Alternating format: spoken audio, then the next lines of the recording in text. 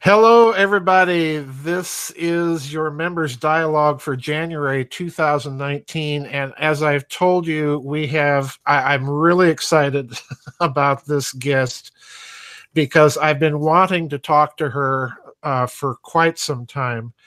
And she is, of course, Dr. Heather Lynn. And as you know, she has authored this book here, The Sumerian Controversy, a special report that many of you are familiar with. She is doing a book right now. She was kind enough to send me the gallows and let me get a first crack at her new book called Evil Archaeology. And folks, I got to tell you, I'm a bit overwhelmed by the amount of stuff that's out there that can fall under the heading of evil archaeology, which I'm sure we'll be talking about today. But I want to get into her background a bit here before we actually get started talking with her. And this is from her own biography. It says Dr. Heather Lynn is an author, historian, and a renegade archaeologist on a quest to uncover the truth behind ancient mysteries. Heather has explored the reaches of the unknown on a personal quest to find the truth about human origins. She broke away from mainstream academia after realizing that much of what we know about our history is based solely on the consensus of elite, often politically motivated individuals and institutions. Now Heather is on a mission to expose our hidden history, challenging the accepted narrative found in our history books. While an undergraduate, she discovered the extent of how deep academic corruption could go. She's a member of several professional organizations, the American Historical Association, the Society for Historical Archaeology, the Association of Ancient Historians, and the World Archaeological Congress. She does have, incidentally, folks, a show called Digging Deeper. It's available on YouTube, iTunes, TuneIn, Stitcher, and Spotify. And here's my favorite part. She likes tennis, my favorite game, classical music, no problem there, and a good cup of tea, and she plays the French horn. So, Dr. Lynn, welcome to the Giza Death Star. I've been looking forward to this. Thank you so much. I am so happy to be here. I've been looking forward to this as well. I've followed your work for quite a long time, and I'm just so excited. Well, thank you.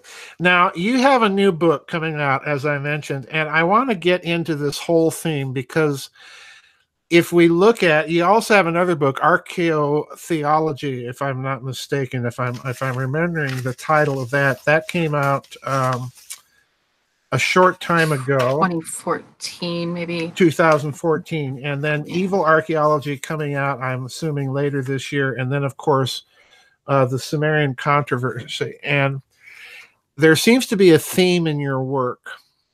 And it's a theme that I've bumped into in doing some of my stuff. And that is, there seems to be a kind of a hidden or secret or occulted, if you can even use that term, archaeology. Do you have, is this what we're supposed to be getting from your work? Is there a kind of a suppressed archaeology? Absolutely, 100%. It is suppressed on multiple fronts. So just like it's, siloed. So it's compartmentalized. It's not just the universities. There's corporate interest, and everywhere you can look, the archaeology and the information that we get on the other side of things, or even just through news and whatnot, that has been just what has been selected.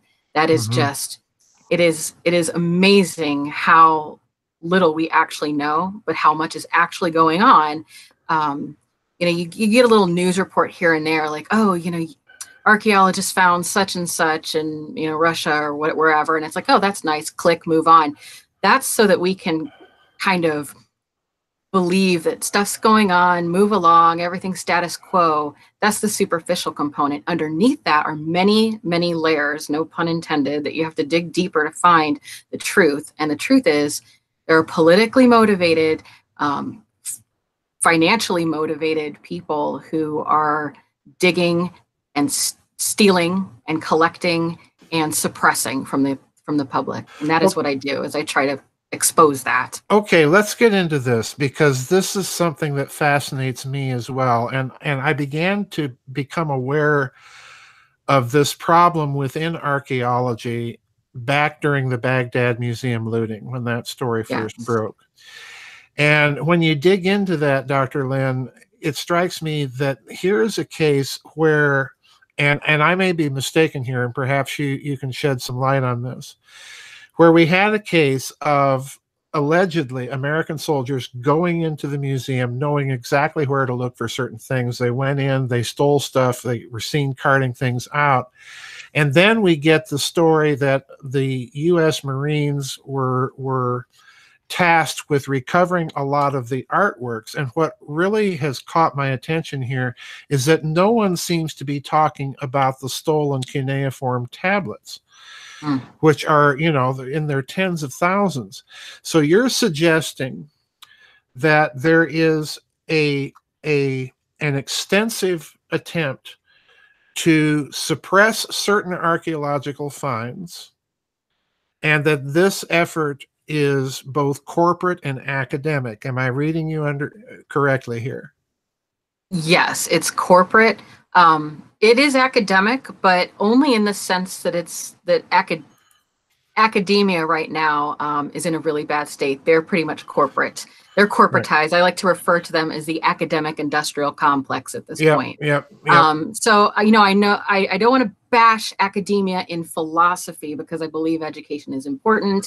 And, but in terms of the institute, what it's become, it is corporatized. It is used as a laundering mechanism for corporations. And so, there's a lot of plausible deniability. So your average professor may not be like trying to, do something corrupt in that sense to keep artifacts away. They're corrupted in a different way. They're money motivated, or they're doing other things, but that's by design. So it's definitely political, it's corporate, and there is an occult angle to it. So, oh boy. So yeah. Let me make sure I'm understanding you. You're suggesting that academia is being used more or less as a cover to launder artifacts into private hands. To launder artifacts and to launder the money from the corporations. So the corporations want things too, and the people on the boards of corporations. So what they'll do is, instead of just one individual giving money, it'll be a corporation to give a foundation, to then give a grant, to give a department, and so on, until the actual maybe archaeological lab and the researchers, they have no idea what's going on.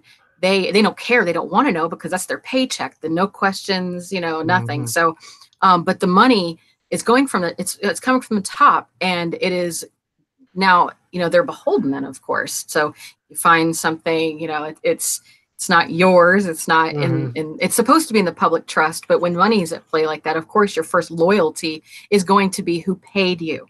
And so it's even worse in just a historical sense too.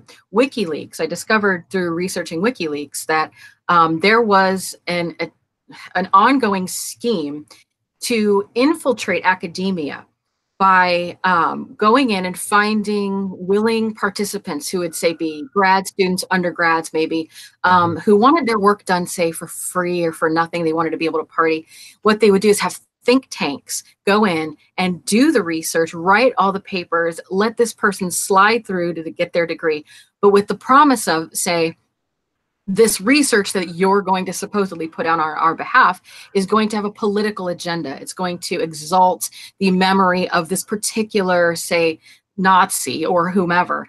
Now, what they would do is, because it couldn't just be one person, they would also need a controlled, sort of like a, it would have to be discourse. So you can't in academia have one person propose some kind of, theory and then not have somebody argue it, of course. So what they would do is have sort of that controlled opposition. They would pay those people. So you'd have a web of people citing each other in a false discourse, all the while spurring loads of literature on something that, come here nor there, wouldn't matter what the discourse was. The point was they're trying to push an agenda and put something out there in the zeitgeist. So it's something that's going on with knowledge and tangible artifacts as well. And it's done through corporate mechanisms of control, laundering, and there is an occult component to it.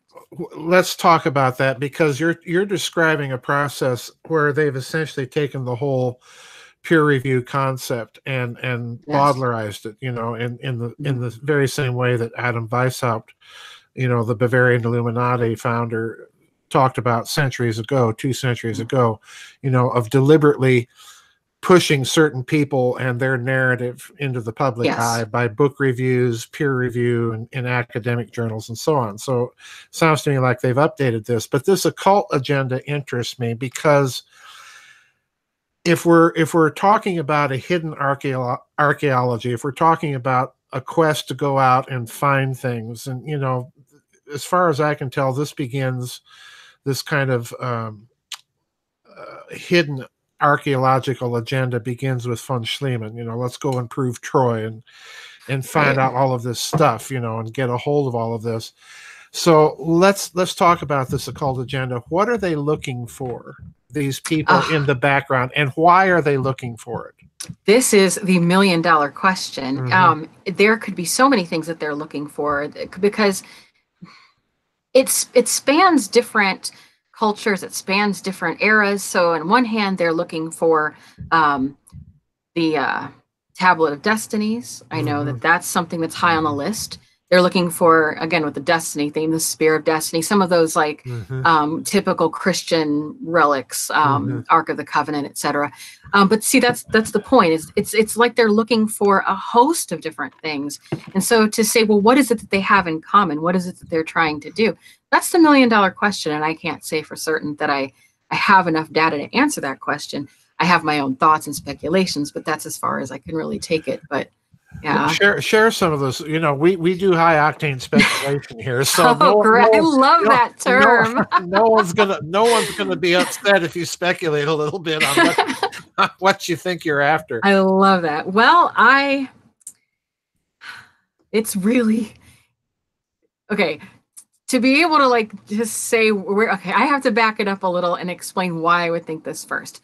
I have been in touch with a lot of people in a lot of different circles, a lot of whistleblowers, if you will, and I've also infiltrated a few groups myself. And over the years, I've compiled a lot of information, and not really knowing what I was thinking I knew what I was looking for, but then finding out it was something completely different. Right. So it's been my understanding that there is an elite group of people who are organized, albeit loosely to some degree, but as you go further up the top, they're very well organized and clandestine. So I believe that they believe, at least, they have the ability to contact off-world entities to gain high technology. And that they have been in touch with these beings for millennia, and that it is something that, I don't want to call them aliens, but there are some people who would go to that length and say they're aliens, but I hate to use that because that conjures up the little grays and the whatever kind of science fiction thing, but that isn't necessarily what they're believing or doing. It's become sort of a religion to them, this idea of channeling these sort of interdimensional off-world beings that, they practice different forms of meditation and different ways. It's pretty well occult. It's like a lot of Aleister Crowley stuff, but cleaned up and sort of pretty looking for the new age, so it's that stuff, but it's different. And it goes so deep. Well, what I think they're doing then, personally, is I think it falls along those lines of their sort of theology, and that maybe what they're doing is they're looking for any sort of ancient texts, ancient information. But I do believe that it has to do mostly with technology, with higher technology. I think that's the number one thing. So I can't say exactly whether it's free energy or all of the above. I believe that they are trying to cultivate some alternate high technology that they believe they're getting from off-world beings. It's interesting you say that, because this has always been my take too, and this is what intrigued me about your work, particularly the Sumerian controversy, because in that book you document the existence of a corporate uh, industrialists, the Teason family, Yes. doing all of this, and the moment I saw Teason, my suspicion meter went right into the red zone, Yeah. because the Teason group, Teason bought out Krupp, the old German armaments Hmm. makers, and he was Fritz Teason was a major financial contributor early on, to the rise of Adolf Hitler, and the fact that they would be interested in going out and digging up, ancient things. I got to thinking along the same lines that you are. Well, what are they looking for? And I came to the same conclusion. It's technology, it's texts or information about that technology, and so Hmm. on. But now you've implied something else here in your comments, and I want to dig into that a little bit too, because I've had a similar suspicion. And in fact, I even went out and found a book called Psychic Archaeology, where they were actually using remote viewing techniques and channeling and so on and so forth to direct where they're going to dig. So is this also a part of their agenda? Are they, in your opinion, are they trying to contact in their theology, as you put it, contact some of these entities for guidance as to where to look for some of this stuff? That is a really great question. You know, I would say anything's possible. I know I've studied psychic archaeology, and I'm very familiar with that. That is an ongoing thing. It has worked. It is Mhm. very strange, but there's a lot of documentation of it actually Yes, working. And of course, we all know about remote viewing and the right. research that's been done there. And so I don't think it's a stretch to think that those techniques could be employed to try to, gain some of the information. But it would also lead me to question, well, if they have that ability to contact these beings to get that Mhm. information, why would they have that step? Why wouldn't they just ask them directly for the information? Right. So I'm not really sure about that, but I think they're definitely using alternative techniques. I mean, Mhm. I'm pretty well sure of that. So are They're they desperate. They're desperate. They'll do anything to get okay? this. This is the other thing that again, we seem to be thinking in the same way, because I've had this sense of desperation from them too, and particularly with what we've seen going on in the Middle East, the Arab Spring and all of that, Mhm. and every single country that they've targeted for these types of things are countries with tremendous antiquities. Yeah. Libya, Egypt, Syria, Iraq, Iran, is on the menu, and every single one of, even Turkey, every single Oh, one yeah. of them has all of these antiquities, and they seem desperate for some reason to get their hands or to control the situation on the ground in these countries. And I can't help but think that there's an archaeological agenda that is the ultimate root of all of this. Do you think that they're let me just be blunt. Do you think that there's an archaeological aspect to some of the geopolitics that we see going on in that region? I do. Without a doubt, I do. And to sort of bring that point closer to home, or not too close, but at least closer in chronology. I don't know if you're familiar, you probably are, with what happened recently in Brazil with the National Museum. Yes. It burned to the ground. Yes. And I am so suspicious of that event. Me too. Clearly, it burned to the ground. You can see that it burned. Who, how, why did this burn?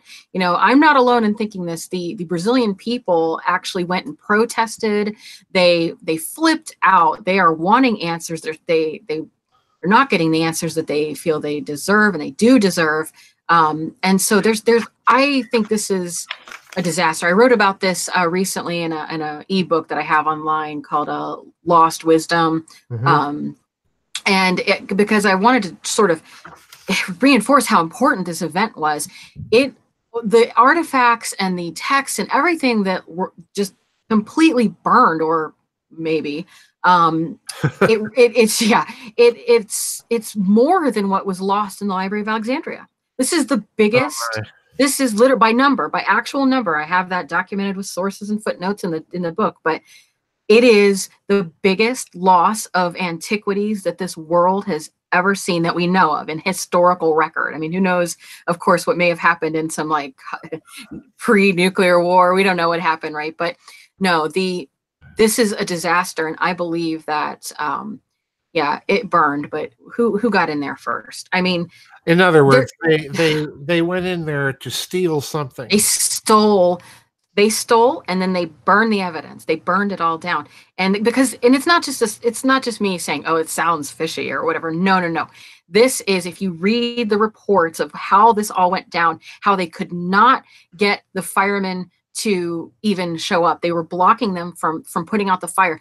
The locals, the individuals who were working, they were to a local pond with buckets and took pond water in a futile effort, but in a desperate effort to put out any of this fire. This had been going on. The museum, they were asking for help for a long time with different things, and financially, it was just a big mess. But there's so many weird like ins and outs and different things to it that I'm still in the process of researching further, and a lot of the information is sort of backlogged and hidden. But I think that's a devastating show, that there was something there. And I share your suspicions. In fact, I even blogged about that on the website. So let's explore that just a little bit. I'm not sufficiently familiar with what sorts of antiquities were in that museum, but let's assume that this fire was set deliberately with the specific intention that they wanted to steal stuff and make it look like, well, it was all destroyed, so we don't have to look for this stuff anymore. And let's assume that the purpose went beyond just claiming insurance money or whatever for all of those artifacts. What do you think, if you are willing to speculate a bit, what do you think would have been the major thing that they wanted to steal, or things in that museum? I mean, it's really hard to say, but I think that, well, for one thing, it's important to know that while it was the National Museum of Brazil, it had more than just Brazilian history in it. It had world history, so it had lots of Egyptian artifacts. It had Near Eastern artifacts galore, but it also had a lot of artifacts and different specimens of early humans, some of the earliest known. Yeah. Yeah. Oh my, that's a ding ding ding. Yeah. That's a ding ding ding. Because if we go back to your thesis that they're looking for technology for occult things and so on and so forth, and that they've been actively suppressing things, I'm sure you're aware of all the stories that the Smithsonian Institute has actively suppressed. Absolutely. And you agree with that thesis? Oh yes, absolutely. They're beyond corrupt. I don't know. They're in a league of their own. Yeah. They're in a league of their own. I have to say I agree. The little bit of stuff I've been digging, but I keep bumping into these stories, and maybe you can shed some light on this as well. I keep bumping into these stories that the Smithsonian Institution went out to the American Southwest and got all of these giant skeletons and hauled them back and either destroyed them or has put them in some vault somewhere. And I'm fascinated with that story because I think, in addition to looking for something that's going to give them clues to human origins, I think they're doing DNA searches. Yeah. In some of these. You do too. All right. Yeah, share your thoughts on that. Why do you think they're doing that? I think this goes to this concept of the divine right of kings. I think this links to their quest to link to this ancient sort of bloodline, this, King's List, all of these things, Sumerian King's List. I think this is, something they're very obsessed with, that they want to somehow, claim this lineage, because it gives them sort of that, I guess, moral high ground or some sort of positioning to legitimize their, behavior as being the rulers on earth, the sort of the gods incarnate, if you will. So now I don't know if that's just simply their hubris or if there's something in their particular theology that could support that in a scientific way, because I do know that that even though they have this sort of occult theology, it does not stay in the realm of theology. They've done a lot to sort of use science to confirm these beliefs. I know that they have there's an individual working with MIT, I should say, to study different behavioral aspects of light and communication and these different things. And I know that this person is part of an organization that is wrapped up in this particular theology, although his research on the surface, it does not, of course, talk about that. It just talks about light in a very scientific way. And so they're using all of these mechanisms to their own personal, benefit, like how it goes before. But I think what they're doing is they're looking to try to legitimize or align themselves or what have you to this ancient sort of DNA quest that they have going on. Could it be, and I propose this thesis, and I want to run it past you to see what you think about it, because your familiarity, I mean, after looking at some of the stuff in Evil Archaeology, I was just kind of overwhelmed that there's so much of this, I don't know how to describe it, death cult.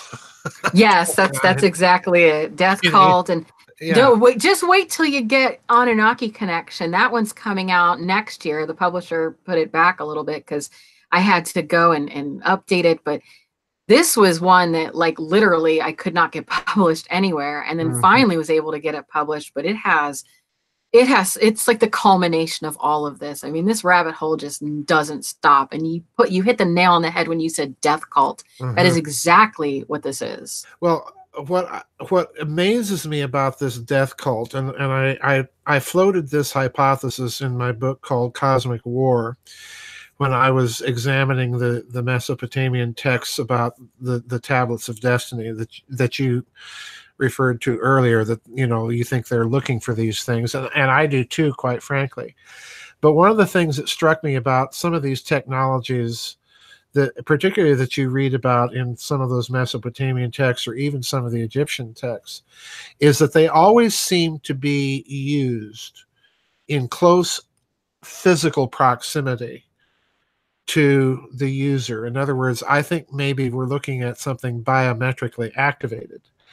Wow. And if that's the case, that would put your thesis that they're looking for DNA in some of these artifacts that they're stealing, the giant skeletons and so on.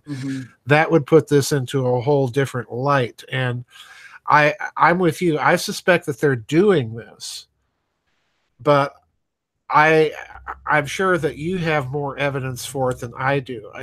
In my case, it's simply a suspicion looking at their activity. So do you have any special insight or inside information on this activity, or is it something that you've concluded by examining all of this mass of detail that you've been examining? The biometric aspect of it is fascinating, and I hadn't considered that until now. And so that puts a whole new dimension to it. That might actually explain, a lot of the specificity of the artifacts, like say the Spear of Destiny, is said to have, any of these relics, these holy relics that could possibly have, some DNA on them, the spear being, piercing the side of Jesus and this sort of thing, or, so that's fascinating take. I'm going to have to really sort of re-examine the information that I have with that lens, because that's wow, that's pretty, I hadn't thought of that, but well, it just struck me, Dr. Lynn, when I was examining, the Epic of Ninurta and things like this. All of these technologies are always used in some close proximities to the gods that are wielding them. And if they are biometrically activated, then this would make sense of your hypothesis that they are looking for some sort of DNA signature to validate their lineage, divine right of kings, whatever.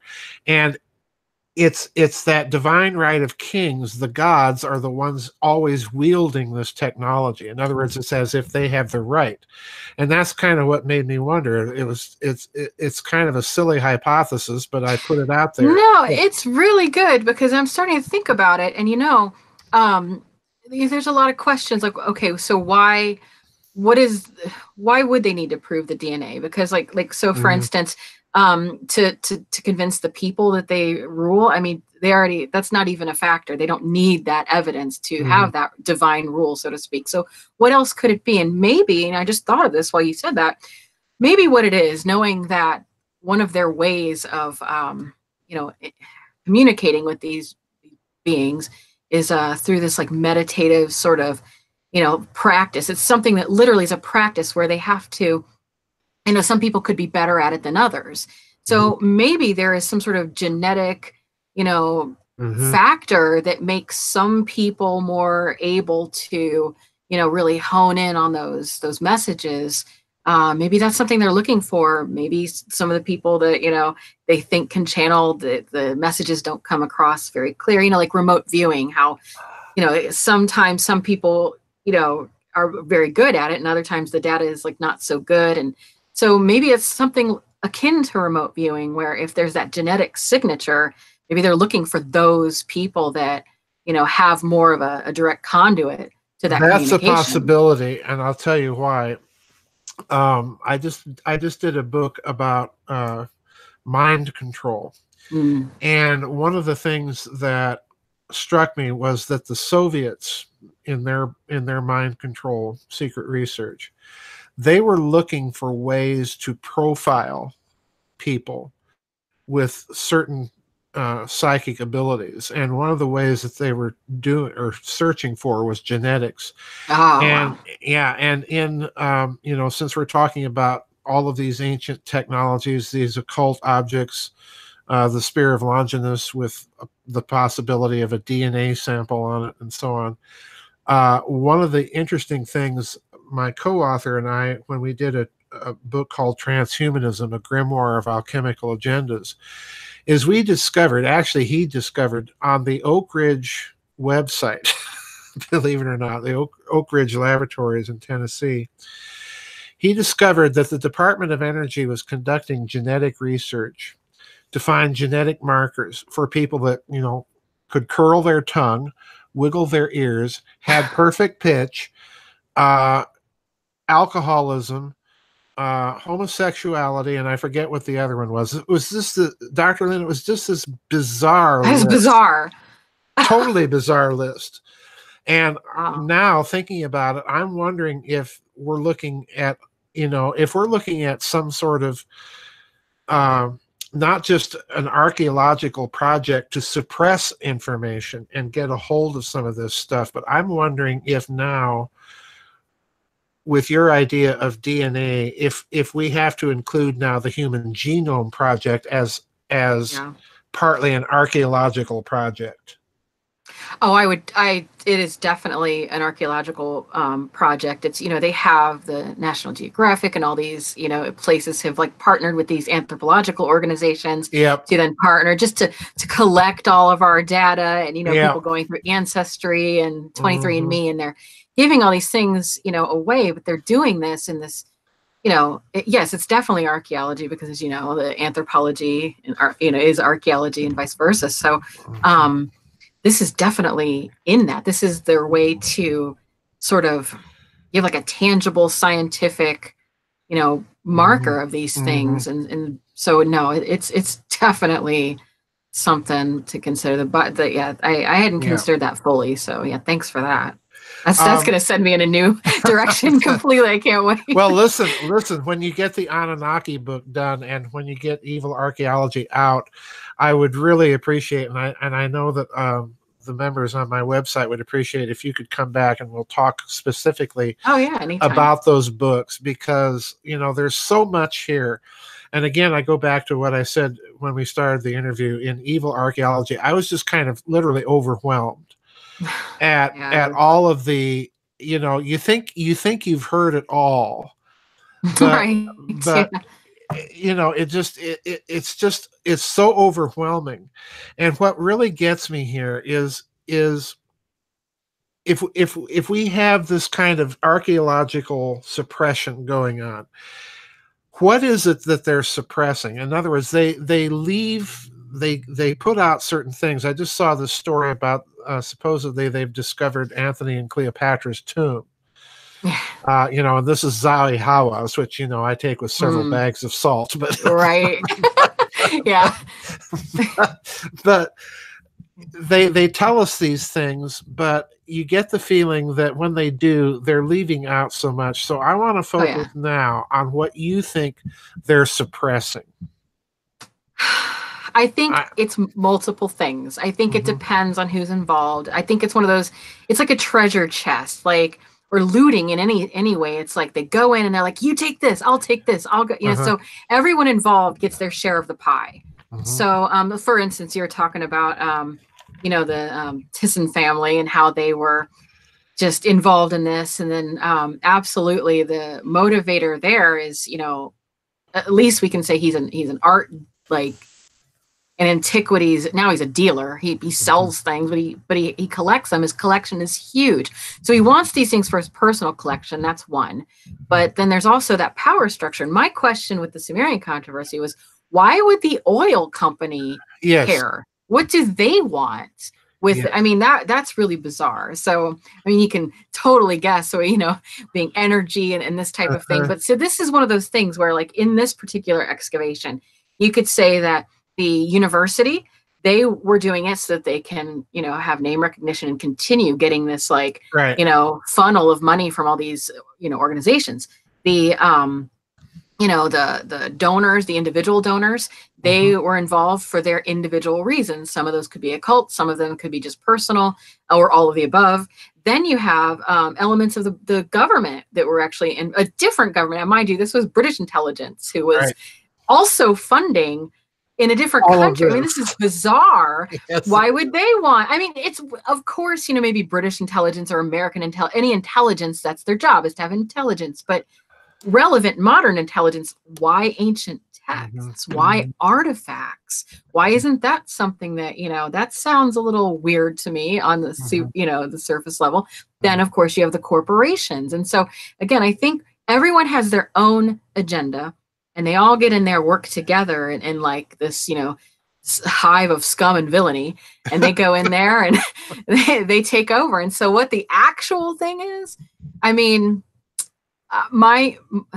think that it has to be big. It has to be life-changing, world-changing, paradigm-shifting. Otherwise, these players wouldn't be involved. The money wouldn't be there. There wouldn't be this huge effort to hide it in such a way. Yeah, precisely. It's not just hidden in plain sight. It's hidden up front. The scale of the effort that is really what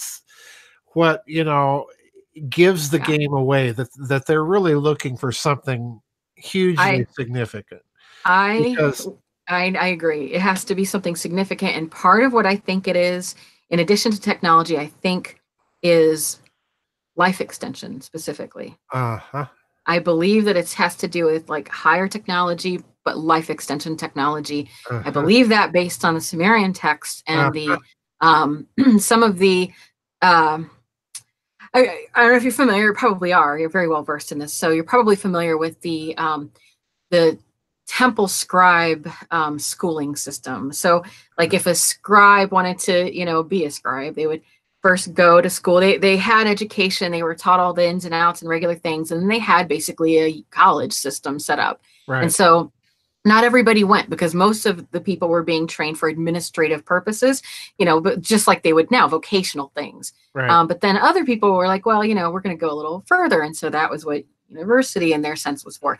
And at that point, what they had to do in that course of study is they would translate, they would, write over and over again these different epics, these different important texts, and they would translate them, from Sumerian and just different languages, Akkadian and back and forth.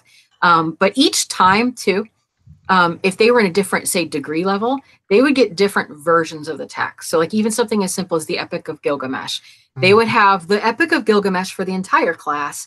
And then when you're in, say, graduate school, you got that version, which was different. And it would have more of like a, hidden kind of meaning. And eventually they got to a point where they would go into a room and be told to open up this sort of, ark, and inside would be tablets, and the tablets would contain what is roughly translated as the secret treasure of Enki, or Enki, like treasured secret. It's sort of like, it's not a secret treasure, like it's a item, but it's like something very valuable.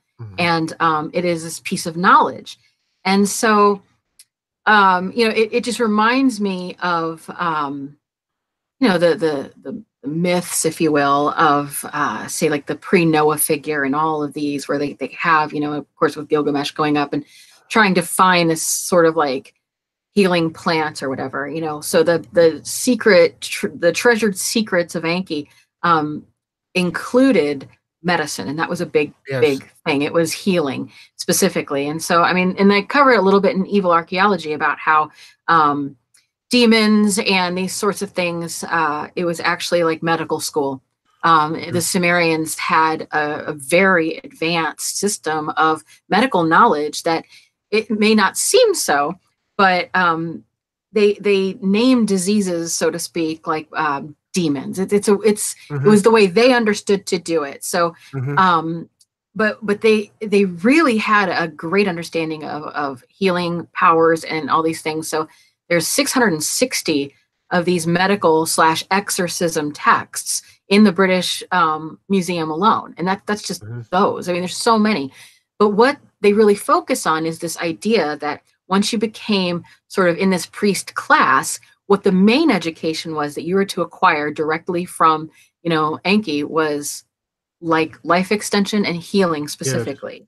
And so based on some of that, and I really do think that the technology that they're seeking definitely has to do with maybe, free energy and transportation, all these sorts of things to some degree. But I really think that the ultimate that they're looking for is life extension technology, something to make them immortal.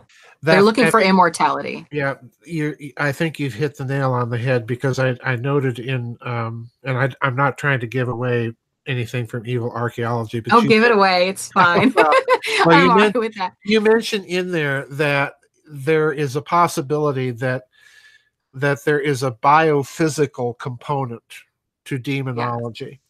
And I think that's a very profound insight, because if you go look at some of the biophysical medical studies that were conducted in the Soviet Union as part of their secret projects research, they discovered very quickly that there was an electromagnetic field component to all diseases, and they discovered very, very early on that there was an intentionality, a consciousness component to it early on. So I'm foursquare with you there. I think that hypothesis is absolutely dead on, that this is what they're looking for, and probably to a certain extent what they're suppressing. Now we've only got about I think 10 to 20 minutes, but I want to ask you something else here that is perhaps worth delving into, and I'm going back to the Sumerian controversy here. You examined a power structure behind some digs in Syria, and that included oil companies, the Tizan family, bloodlines, and so on. And what I'm asking you now is, do you think that is kind of a general pattern that's true of all of this? And the reason I'm asking this and asking it in that way, and I'm struggling for words here. My problem with the whole American British intervention in the Middle East is the whole oil story, because right now we are awash in oil in this country. I mean, British Petroleum just announced a multi-billion barrel find under the Gulf of Mexico. So in other words, we don't need Middle East oil. And all of this is coming out right now, Dr. Lynn, and I suspect that this means that the real agenda all along was archaeological in the Middle East, and that the oil companies, if I can put it this way, and maybe rephrase my question, the oil companies were being used more or less as the front for this archaeological agenda. And that's really kind of what hit me about the Sumerian controversy was, why is an oil company involved in an archaeological dig? You know? Right. It So doesn't make sense. Is this a front? I mean, is this how they're covering the activity? Is masking it behind oil companies in that Well, part of the think world? about how perfect that is when Yeah. you have a company that their whole business that they sell to their investors is, well, we have to do, Right. speculation. We have to go and we Right. have to do Dig. recon, and we have to map out all the lay of the lay. They look underground before they dig. They that's what they do. Yeah. And so how brilliant is it to, I Yeah, mean, imagine exactly. if you want to do an excavation as just like a small time archaeologist, you have to do all kinds of stuff to make it happen. But the first Sure. thing, you have to have a ground penetrating radar. You have to just, it's a little process, and it's there's money involved, and it's a big hassle. And you have these little tools. I mean, they're very powerful tools, but they're still, like I've done the ground penetrating radar. It's like you're pushing a lawnmower, kind of, it's like that's what you're using. And so imagine the scale that an oil company would have, massive technology, Exactly. tons of ability to say, we're not going to, piddle around with this little, this step here. We're going to go and just lay it out. And they have all the highest technology. And of course, they mean business. You talked about like octane, that's what they're doing. I believe it's high octane, reconnaissance, looking for artifacts. Yeah. I'm so glad. I'm thank you. No, thank you. No, look. The reason I asked that is I've been thinking this, and I've been, it's something that sounds so crazy when you first think of it, but when you, as you put it, these oil companies are in the position to be the perfect cover for archaeological activity, and the perfect cover for conducting it, suppressing it, and being a company, they can keep any information that the powers that be don't want out proprietary. Right. And that's the perfect way to suppress it. That is also referred to as gray literature in the cultural resource management, the privatized version of archaeology, where, governments can hire them to go and do their obligatory scanning and researching and digging before they build a highway. But then what happens is that little organization, they own that data and they can go hide it and do whatever they want with it. So imagine that, like on steroids. You have an oil company that has just massive mega money and all the large and machinery, the technology and the support and whatever. They can go do all that, sort of recon, and they get into these countries for one thing, because that's, difficult enough. Exactly. And so they do that. And then what they have is, okay, we found something, let's deploy our minions, which means we will shuffle this money as in the form of a grant to a university archaeological thing. And then they support that. Because another thing, this particular excavation that was going on, as many in that region, they need a ton of security. They get flown in like military. Now, I ask you, how in the world, like there are universities all over the country trying their best just to maintain their archaeology lab, and they can't get money to save their lives to do any kind of research or go anywhere. And yet here we go, having millions of dollars spent on excavations and military copters and like bulletproof everything to fly in a group of archaeologists to dig up what? Pieces of pottery that are pretty to look at that'll go in a museum? I don't think so. That's ridiculous. There's plenty of pottery all over the, Northeast. So there's Clovis. There's plenty of stuff, and we're not looking for that way. Yeah. We're looking there. Yeah. And and by the way, where are those artifacts? That's that's the thing is I have pictures on my blog of the artifacts literally in bags, sitting, just lining the road. Just they're bagging them up. They're not doing, I mean, you could argue that, well, they're not there long because, issues with the military or whatever, but no, because they are there long. They fly in these big sort of shipping containers. Yes. Yes. And they drop the shipping containers, and inside they're outfitted with the lab. And so they have been there for long stretches of time, and they keep going back every year. And so why can't they do better sort of like lab work there? Okay, now they ship it out quick, and then they just like, it's like a machine, like get it out of the country. And this raises a question I've been dying to ask you.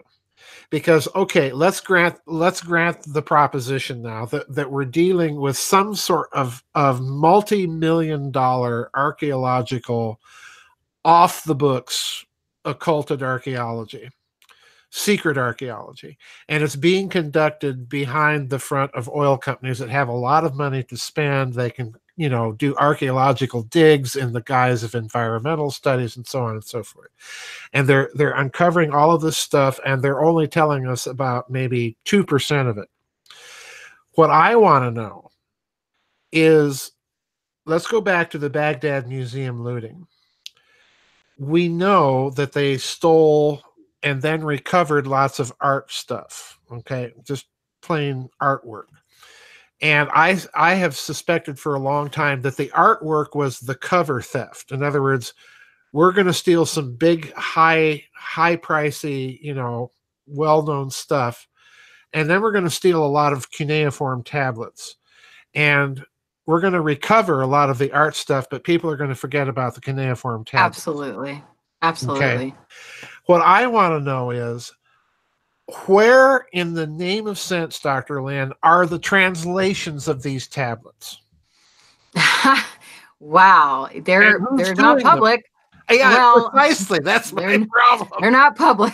Who's doing them? That's a really great question. That's something important to point out. I really want to point this out, because a lot of people have this sort of idea that there's only this, like 2 people in the world that can translate these, and that's just simply not true. Not true. There are people, and I don't mean to disparage Zecharia Sitchin in any way, but a lot of people have sort of cited that, oh well, he was the only one who could read. That is not true. No, it's just simply not true. There are people in universities right now, young people, old, everybody, who that's their sole thing they do every day. They get up, they go, they're a Assyriologist, whatever. Some of them are a little snarkier about their findings than others. I won't name names. They all have agendas, but the point being, there's a decent number of them. I mean, clearly not as many as like other people in different fields, but there's enough to contribute to a body of knowledge. And there has been for quite some time, many decades.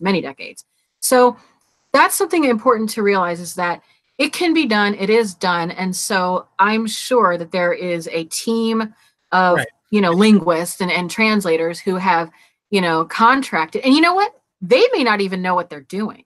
Exactly. It could be that they don't even have that information. This could be done by just some grad students. It's an interesting thing. Do you know that, like, you remember those CAPTCHAs where before you sign up for something, it's like, prove you're human. And it's like, type all these things. Well, there'd be the little, a snippet of a weird like document. And that was an intelligence gathering of, like old books that they wanted to scan and translate, but that like the scan wasn't very good. So they were using human beings to sort of do that automated work and sort of this so it was this really interesting sort of like, prove you're human. And by the way, you just like helped us with our database of these old texts. Exactly. So we didn't know what we're doing. It's, so how do we know that there's not just some students somewhere who like, oh, here, and they're going to piece it out like little bits. Like maybe they won't get that whole like information. They'll wake up and say, wait a minute, I think I know. No, they're going to get little like tedious things or whatever. And for all we know, they've already probably, I wouldn't doubt that they've already had a way to sort of digitize this so that they could have like an Right. auto translate that, Right. who knows, but I Yeah. think there's a team working on it at You least. you just hit the nail on the head, Dr. Lynn, because I've suspected the same thing. You've got the Pennsylvania, University of Pennsylvania Hmm. Acadian list. If you digitize those tablets, you can literally create a segmented, compartmentalized information project. Absolutely. Where this person, this TA does this one Yes. tablet, but he doesn't or she doesn't know that that tablet is part of a collection of tablets. Yes. They do their little thing, and somebody is putting it together, and you can Hmm. publish piecemeal. You can publish Yes. translation of. Yeah, I agree with you. And my problem has been that that not only do I think that is exactly what's going on, but even trying to find publications of some of the tablets that they have recovered from the Hmm. Baghdad Museum looting is next to impossible, even in the academic journals. It So, is. again, why the big cover up here? And like you, I'm not buying that there's only so many people and there's too many tablets and we can't translate them all. No, I'm not No. buying it. No, Not for a they know moment. what they're looking for. Yeah, They know exactly. when they get a whole of these, tablets, and they start Yes. looking at them and saying, "Oh, well, these are just basically like tax records." They know that they're not going Yeah. to waste their time rummaging through that. So Right. on to the next thing. I mean, when they find stuff, believe me, they know what they're looking for. These are not like you know they're Exactly. not stupid people, and they do have an agenda, and that they're not going to share that with us. And I often wonder too, you'll see where, in the databases, when you look up some of these translations, they will have the ellipses and different things sort of indicating that it's broken or whatever.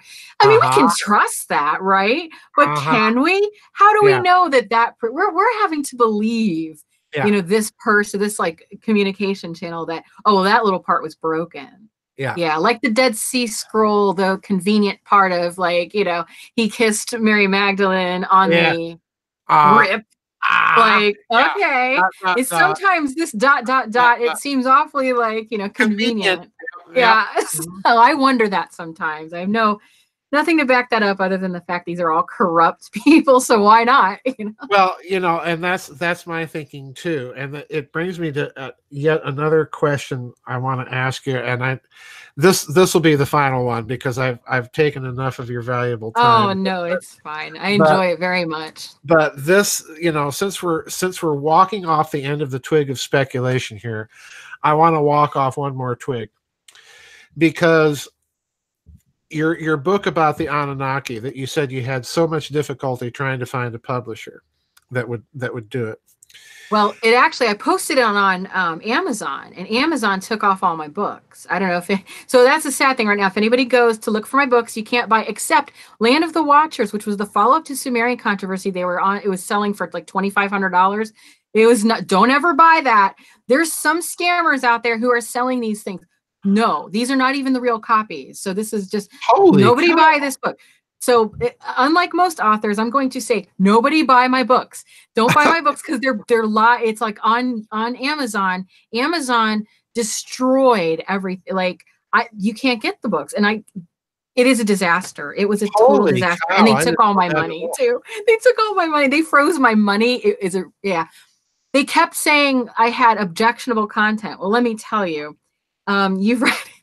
I don't know what is like as though it was like pornographic. Which, by the way, there is like legitimate like stuff on Amazon. It maybe is like that. Mine's informative. How are they? I don't know. But I was accused of fake news and all these different things, and yeah, I was basically banned from Holy Amazon. cow! Yeah, which is why now I have a mainline publisher who is able to go around that because they're Right, bigger. Whereas right. before it was just me, and they were able to just take me down. And so, and they Holy did. cow! I can say they did, which is like really Oh, I can believe it. frustrating. Yeah, they were hard to I, work with too. They were I wow. after reading the Sumerian controversy, I can believe it. But my question now is about, since you've got the book about the Anunnaki coming out, to what extent do you think that they have been involved thus far up to now with off-planet archaeology and Oh, to what yeah, exoarchaeology or whatever you want to call it, and yeah. how much of that do you think is number one being conducted by the same people? Number two is, are they looking for the same sort of stuff out there? And number three, have they found any of it, do you think? That is, I can't believe it's like you just know. It's like you have a sixth sense or something, because that is actually, the Evil Archaeology comes out April 1st. The Uh, Anunnaki Connection, I'm finished with that, but that's not going to be out, for a while. So my next book that I've been working on is called, this is the first, I've not announced this yet. So it is called Final Frontier. It is all oh, about wow. astronomy and going into, the quest for what are they looking at? I wanted, because here's the thing. Because you have an archaeoastronomy background in your I have an yeah, archaeoastronomy background, and so I was interested in the as above, so below idea. right, So right. we look there, but now they're going out into like interplanetary archaeology is now a thing. It is a thing. It's something that, what they do is they cleverly sort of hid in plain sight. Again, if you look in the journals and if you look at some of the information, even in the American Anthropological Association, Hmm. they have been doing a lot of publishing about off world exploration in an archaeological capacity, like very specific, like what tools Hmm. are we using, what are we I mean, this is an openly discussed thing. And so and I guess it's under this idea that, well, we'll be at Mars soon. So but there are Uh-huh. teams of people who are already working on this, who have been working on this, and it is out there and available to look at. But in Oh, terms of like, interesting. yeah, it's so I think now by the time it gets even to the academic databases, by the time it trickles to like regular people, can you imagine then what they've already done or what they Yes, already know? Because they're exactly. not going to put the money, the resources, the Right. planning, and how to like keep this from people if they didn't have a reason. They're not people who speculate, who have all this invested investors. They want a high reward. They don't really want the risk. So they're not going to take Exactly. the risk if they're going to do all the footwork Bingo. now. And Yeah. so they've done that footwork. They believe there's something. And so if they believe there's something, then I have no reason not to Yeah, believe that as exactly. well, because they did all that work. So they are definitely right now planning how are we going to not only, look into what could be possibly lost civilizations on Mars, but how can we train the newer students, the up and coming archaeologists on these methods? And they're trying to sort of formalize a system of you know Oh boy. exoarchaeology.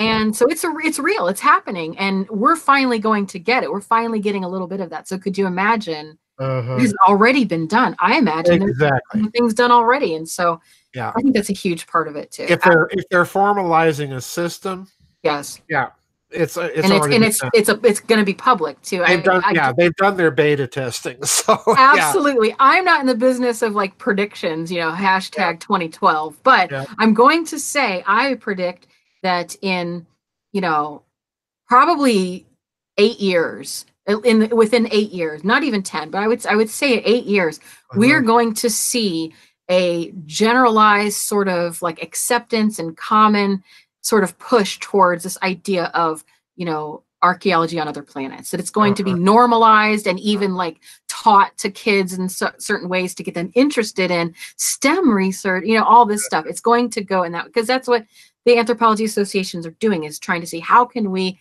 make a structure, a study out of this, a formalized thing, so Mhm. that we can train people who are coming up to do this, because we're going to need people, because we have projects in the pipeline, and we have more, Yeah, they know what they're doing. it's going to be the next big legal thing Yes. to come Yes. out about space Yeah. is what to do with exoplanetary artifacts. Imagine that too, Uh-huh. because and the legal precedences, they've been playing with those ideas of like Uh, space junk and some uh, of these different literally exercises in sort of like legal play and different things. So well, it's they interesting. plan this out.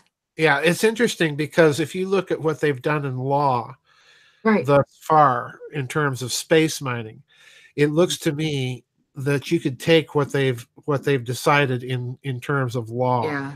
and allowing corporations to mine things, that would be applicable Well, to art. imagine it's like, yeah, absolutely, because like the oil, Yes. they're into mining and this sort of Yes. thing. And so it's like that's sort of the structure that they Yeah. can is like like an analogy of that, like, well, Yeah, they're going to extend that extend that. proprietary ownership, I think, Yeah. idea to these artifacts. And if they're talking already about formalizing systems, then I'm with you. I suspect that they've already done a certain amount of this Yeah. off-planet archaeology already. I believe 100% they've done that. Yeah, You can read some of the journals where they do like intellectual exercises, like hypotheticals, like, well, what if we did find, or say we did do this, and it just, and it's like, yeah, okay. I mean, that's legitimate, but maybe this is true. Maybe this is. Yeah, that that began back with the Brookings report. When they were, just setting up the space program, they were talking about artifacts. So. Yeah, this has been going on, but if they're starting to formalize systems, that's a dead clue and propaganda. That's the arm of the Anthropological Association. Yep. Is how do we reach the kids? Yep. Like, so it's they want to trickle it down to the regular people. So it's already set. Yeah. All right, Dr. Lynn, I want to thank you so much for being here and for this very stimulating conversation, folks. Thank you. If you have not read this book, The Sumerian Controversy, and then we have Evil Archaeology coming out when this year? April 1st. April 1st this year. Available for pre-order now. Okay, April 1st for Evil Archaeology. Then you've got Archaeotheology, and you've got some Kindle books. And so tell us what books you actually have online and your show. Remind people about your show that is on Digging Deeper on YouTube. Yeah, Digging Deeper. It's a podcast I started. So keep an eye out for that. I'll have more episodes soon. It's sort of a little bit of a dramatic take on a lecture. It's mostly a lecture, but it's storytelling and drama about different alternative topics. The first one was about the truth behind the Knights Templar and what they were actually looking for and what they possibly had found. So yeah, that's on anyone who wants to watch that, it's on YouTube and all those platforms that you just mentioned too. So, okay. Yeah. And basically, if anyone wants to know more, visit my website, www.drheatherlynn.com, and everything's right there. Sign up for my newsletter and you'll get all the information and free ebook too. Every time we get the newsletter. So, and the Anunnaki book will be out next year, right? That'll be next year, but I'm going to start leaking some of that soon here because it's just I can't wait a year. This information has to get out now. So I'm working on leaking a lot of this and just, putting as much out as I can before the book, because this is more than just a book like, oh, it's fun, it's entertaining, but no. This is the most important information that I think I've ever published. And I know that sounds really hyperbolic, but I really mean that. This blows everything else out of the water because I spent a lot of time researching tablets that really are kind of unfamiliar, they're out there, they're familiar to some, but they're not as familiar as others. And I offer a whole different sort of take on the interpretations of some of the specific text and what it could mean to now. It's basically, I take it from Eden to Armageddon. So from the very, beginning to what it means for us moving forward. So it has a very real world implication aspect to it, which is why it's important to get the information out. Now that one's called Final Frontier. That one is the Anunnaki connection. Final Frontier. I'm still working on that one. That one's in process right now. Right. So we've got one book coming out this year, one next year, and a book in process. Yes, I'm busy. Right. So again, go to my website. But I know thank the routine. You so much. Thank you so much. You were very busy too. You put out so much content. It's like it's so appreciated too, because your information is just mind-blowing and very important. And so thank you for all that you do. Well, thank you. And thank you for being on, Dr. Lynn. I know that we're going to be having you back when your other books come out. So we'll stay in touch. But thank you for being here today. All right, folks, that's it. And we'll see you on the flip side.